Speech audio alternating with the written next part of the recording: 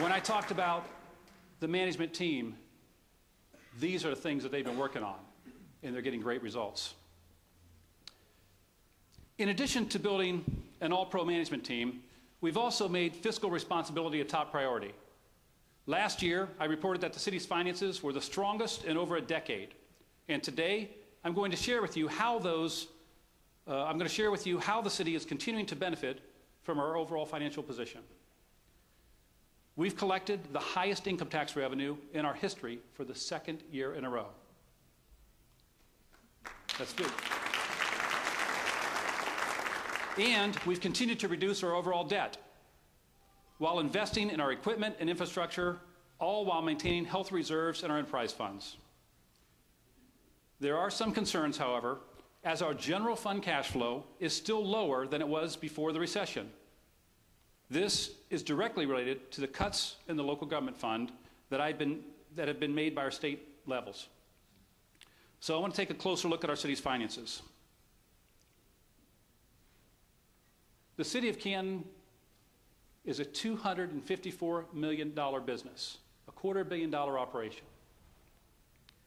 And we spent a lot of time talking about that, but what we really talk about is the general fund operations, which is only 56 million of it. So when I talk about why the city is doing well financially, but then we also have conversations about how we're very concerned about some of our finances, it's because we're dealing with different pots of money. If you look at the money that comes in for that $254 million, only 22% of it is the general fund. That's the fund that pays for our policemen and our firemen and many of our general operations. These other funds deal with things specific: bond money, capital budget, enterprise funds, health department funds. These are all separate and cannot be commingled. So many times the public will say, well, gee, why are you spending money on this item when we really need this one? And the reason is because we cannot take that money from this account and move it into that account. But we do have it to use over here, so we use it. So I'm going to take a few minutes and talk about the general fund, because that really is where all of our emphasis is when we hear about the conversations in the paper. And that's that little red portion there. The general fund is made up of income tax collection, the local government fund shares we get from Columbus, grants and other things. There's a number of things that go into this, but the biggest two items is going to be the income tax collection and the local government fund and carryover from the prior year. If you look here in 2007, before the recession, the largest income tax, or the largest general fund revenue we had was $55 million. That was the most we spent in our history. And of course, as this thing declined, when the recession hit in 2010, we dropped off pretty quickly. And since 2010, we've been working our way back, but if you notice, there are some dips in there, and those dips are coming not because we're not recovering locally. Those dips are coming is because they keep making changes in Columbus that takes away more money that used to go to local governments. Those are dollars that we're paying for policemen and firemen that we don't have, and we're trying to find other resources to fill them in. Today, our 2015 budget is $53 million. And if you'll notice, it's still lower than our pre-recession budgets. So we're operating today at revenues from 8 or 9 years ago. It's very difficult as all the costs have gone up. But what makes up the general fund? Well, the largest thing is income tax, as I mentioned.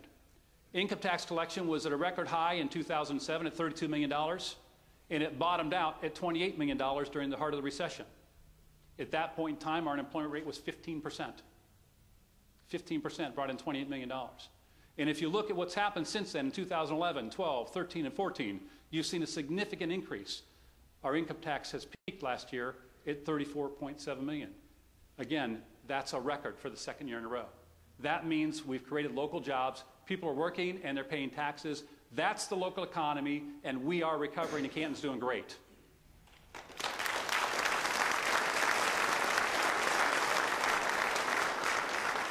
We anticipate that 2015 is going to be near the record. It's going to be about the same as last year. We typically estimate that as somewhere close to the prior year and then wait and see how things unfold. But based on projections, we think it'll be pretty close.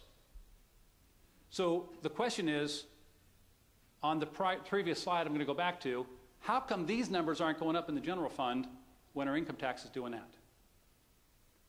Well, this is the reason. This is the second largest contributor to our general fund. the state funding. This is the impact that the state funding has had on us. We were at $10.8 million in 2008, and we're $6.1 million less. That's annually, folks. That's annually. I want you to remember that $6.1 million number. The impact that our governor and our state legislature has on their policies for local governments is that. Those dollars go for police and fire. 70 cents out of every dollar in our general fund pays for a policeman or fireman. So when they're cutting our funding, they're taking away our safety forces. Look at that number, 6.1. I'm going to go back a slide. Look at the increase we had from 28 million to 34 million. $6 million, right? It's actually a little over $6 million. Here's what's interesting. Our local economy has risen by $6.1 million. The state's taken away $6.1 million. You know what that means, folks? That means that the impact on our local government from the state is equal to the worst recession in our history. The impact of the state government is equal to the worst recession in our history in reference to our local government fund. You wonder why Alan Schulman, myself, and others continue to preach about the damages that the state has caused us in our local government fund? That's an amazing statistics. And I've talked to some of our state legislators. You know what they told me? Oh, the impact hasn't affected you guys. You're still going on. You haven't filed bankruptcy. You're still like, you don't seem like you have any problems. Well, yeah, it's because the local economy is doing well, but all that work we've done to increase the local economy is wiped out by the accident in Columbus. So please pay attention to what's going on in Columbus, and when they're talking about legislation and votes. I know this front row does, and we talk about it all the time, but when you hear the newspaper stories and the radio ads and the politicians out there talking about the impact, understand how devastating that really is to us. And this is happening to cities all over Ohio. You want to know the worst part about it? The state of Columbus is sitting on a $2 billion reserve, and they will not restore our local government funds. You guys need to write to your congressmen and your state legislators and your governors and whoever else will listen. So when you combine those together, there's another item that goes into the general fund, and that's the carryover. And this is an area that we've done incredibly well. If you look in the first three categories, we started out with about $3.5 million in our carryover. That's the money that gets moved to the following year that helps you be able to provide the revenue you need to start your year and have a reserve for you to make sure that you can function. When the recession hit in 2008, we used that carryover, and by 2010, we used almost all of it in order to survive the worst of the recession. But every year since, you've seen that grow. 400,000, 1.6, 3.5, 4.1. We were spending less per year than we were taking in, which means we were living within our means, providing the services that we could provide, but making sure that we were financially stable. And when we got it up to 4.1 million last year, 2014, if you notice it dropped a little bit, and we still have a $2.3 million carryover for this year. It dropped because the city council, myself, the community was clamoring that we needed to beef up our safety forces. And so in 2014, we invested in more police and firemen. In fact, if you remember, this time last year, I hired 35 police and firemen, and we paid for it. But the safety in our community is worth it, and it was needed. So when you put all that together, you look at what's happening here. This is the general fund spending. When you take the general fund and the income tax, the government monies that we get, and also with the carryovers, put them all together, it allows us to put our budget together, and this is what we decide what we're going to spend each year. And council and administration work closely together to make sure that we're satisfied that we're putting our money in the right priorities. But if you look here, for 5 years, you've seen that thing drop significantly, and we're starting to build that back up again. And this is allowing us, you see that 2014 number, that increase is specifically because of the increase in police and fire. That was the big increase, and we expect that this year is going to be close. It is slightly down from last year, but the interesting part about this statistic, $55.9 million, that's my budget for 2015. We had almost $58 million 8 years ago. Since then, gasoline has went up, healthcare has went up, labor has went up, everything has gone up, yet I'm working on a budget even smaller than before. And the people of our city, they still need things, they still want things. And they wonder why we're not able to do all the things that need to be done. Well, we're working like a lot of families are. We're working on a budget, and we're living within our budget. I will not put the city in debt. I'm going to spend what we have available and nothing more. And the only way to do that is to increase revenue or increase taxes, or potentially bang on the state legislature, and hopefully they'll restore some funds. That would be helpful too. The pie I showed you of that $250 million spending, this chart over here, the red part of it, that's the enterprise funds. This is, I'm going to group them together. This is the water department, the sewer department, the sanitation department.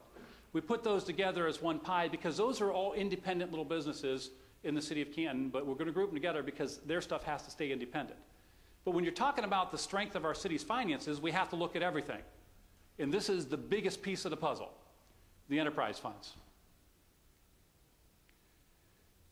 In these funds, we have been able to invest and upgrade and restore and expand these areas. And this shows you here that we've already spent $50 million on these three areas, and the plans are to spend $90 million more, or $140 million total, investing in these departments. And I say that because the infrastructure of our community is so important, to have water, to have sewer, to have sanitation pickup and trucks come by. And you know, we've had some serious issues in the past. I want to give you an example of sanitation. When I took over, the sanitation department was in disarray. It was $300,000 in debt. They hadn't bought a new truck in 8 years. The lifespan of a truck is 8 years, by the way. And we didn't have any bins or dumpsters. It just really had fallen by the wayside to the point where a long conversation was had of whether we should even be in the business. But we've made significant changes. We've turned around that department, and today I'm proud to tell you that not only are we functioning, we have positive revenue, we've got new trucks, we've got new bins, and we're operating at such an efficiency right now that we're able to take our sanitation services and we're able to compete outside our city limits. Think about that comment for a second. A public service is able to compete with the private sector, and we're able to do that today, and we're able to win business over, because of the efficiency and the work that's going on in our sanitation department. Those are the type of changes that we're making in every department in the city, and that's a great example. But we've invested in that department, and we have more reserves than we've ever had, and we're successful. The carry-forward balance of our enterprise funds. This is, like I just showed you with the general fund, with the end of the year, you got to carry forward. Well, we need to make sure we have reserves in our enterprise funds, because there's always going to be projects. You see water projects and sewer projects and stuff going on all over the city. Well, you need to have dollars for those in order to make that happen. And this is where those monies come from. And if you look back in here, when I took over, our reserves was $8.8 million. And today, it's nearly triple that. So not only have we invested and plan to invest $140 million in these departments, but we've built up our reserves and tripled them too, which means our financial stability is stronger than ever, because this is a third of the total business of the city of Canton. And so we're making our financial structure stronger than ever. Another category that they look at when you're looking at your finances is the debt. And this is going to be the bonds that cities take out and the city debt that you have. When you're doing these projects, you typically finance them over time. And if you look again, it was nearly $60 million not so long ago, and we've dropped it down to $45 million by 13. And I apologize, we don't have the 14 numbers on here because this information is taken directly off the city's CAFR, which is a financial document, and the CAFR for 2014 isn't out yet. What I can tell you is we paid down debt in 2014 as well, so we know that the number is going to be lower than that 45. So I'm showing a $14 million reduction, and we know it's several million more than that. But this is the facts of what I can show you today, which means not only have we built up our reserve dollars, but we've paid down our debt, and our income tax revenue is growing.